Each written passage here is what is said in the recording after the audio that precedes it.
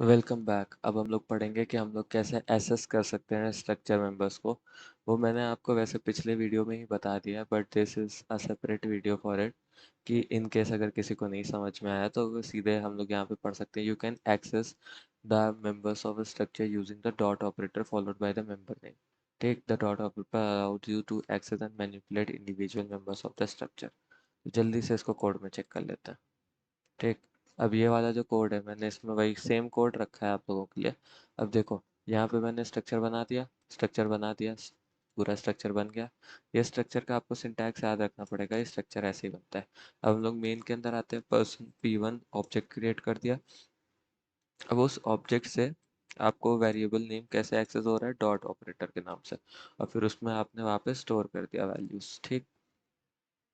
जब आप values store कर दोगे तो तब आपका ये जो स्ट्रक्चर है ये अब एक डेटा टाइप की तरीके काम कर रहा है। डेटा टाइप का एक पर्टिकुलर जो वेरिएबल है वो उसको एक्सेस कर पा रहा है। ठीक।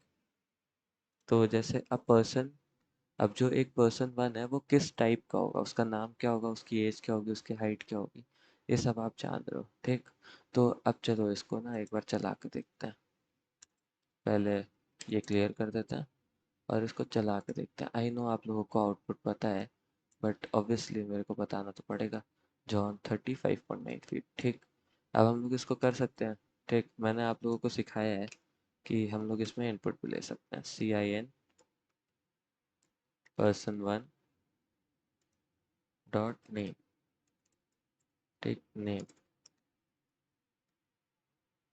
और अगर मैंने सीधे सीधे ऐसे person1, ये एक इनपुट लेने का तरीका होता है, person1 डॉट एज और नेक्स्ट पर्सन। अब आप इसमें इनपुट जो है वो ऐसे भी ले सकते हो, हाइट। ठीक। अभी हम लोग ये तीनों चीज़ इनपुट ले ली। यहाँ पे लिख देते हैं इनपुट वैल्यूज। ठीक। अभी इसको कर देते हैं, अब इसको सेव कर देते हैं। ठीक, ये मैंने आप लोगों को एक इनपुट लेने का नया तरीका बता दिया है। ऑब्वियसली ये पुराना ही है, लेकिन मैंने आप लोगों को इसको बाद में बताया। इनपुट वैल्यूज अर्पित, अरित 21, और इसकी हाइट है 6.1। ठीक, ये चल रहा है। अरिथ 21 6.1 फीट।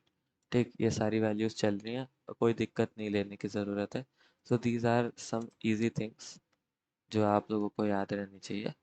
सो इन सारी चीज़ों में आपको परेशान नहीं होना। अब हम लोग जब अगले अगले चीज़ में आएंगे एरे ऑफ स्ट्रक्चर्स के बारे में, तब हम लोग जानेंगे कि एरे ऑफ स्ट्रक्चर्स को हम लोग कैसे कर सकते हैं। ठीक है, तो मिलता हूँ मैं आपसे नेक्स्ट वीडियो में।